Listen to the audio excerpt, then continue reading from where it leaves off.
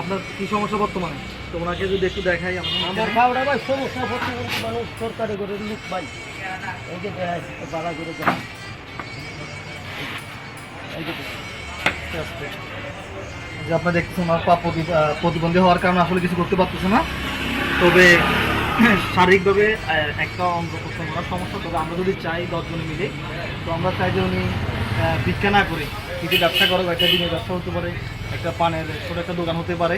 তো আমরা চেষ্টা করবো যে নিচে রাখেন, তো আমরা চেষ্টা করবো আমাদের গ্রুপ থেকে যারা আছে, তো আমরা সকলে মিলে একটু একটু সহযোগিতা করলে ইনশাল্লাহ ওনাকে একটা ছোটো ব্যবসা আমরা ধরে দেওয়ার চেষ্টা করবো। তো খুব শীঘ্রই আপনার সাথে আমরা যোগাযোগ করবো, ঠিক আছে? তো আমরা যদি আপনাকে ছোটো একটা ব্যবসা ধরে দিই, আপনারা বিক্রি করবেন?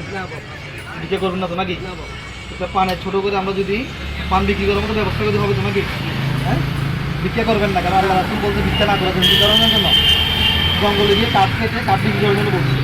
আমরা তো মুসলমান, আমরা কি মুসলমান, আমরা ভিক্ষা করবো না, কি করবো না? ভিক্ষা করলে আপনার ছেলে মেয়ে জবাব দিতে পারবে না, কি পারবে না? যে আমার বাবা ভিক্ষা করে পরিচয় দিতে পারবে না, কি পারবে না? তো ঠিক আছে, খুব শীঘ্র আমরা একটা ব্যবস্থা করার চেষ্টা করবো। আমাদের ভিডিও যারা দেখবেন শেয়ার করে দেবেন। আর যে প্রত্যেকের জায়গা থেকে যদি কোনো সহৃদয়বান বিত্তবান থাকেন যে আমাদের সহযোগিতা করবেন, অবশ্যই আমার সাথে যোগাযোগ করবেন। ধন্যবাদ।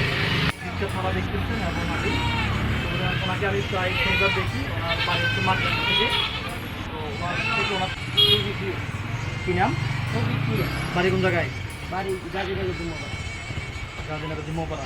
তো আপনি ভিক্ষা কী জন্য করেন? বিক্রি করে ভাই মানুষ খাই। আপনার পরিবারে কে কে আছে? হ্যাঁ, পরিবারে কে কে আছে? একটা পাগল পাগল আছে ছেলের নামে?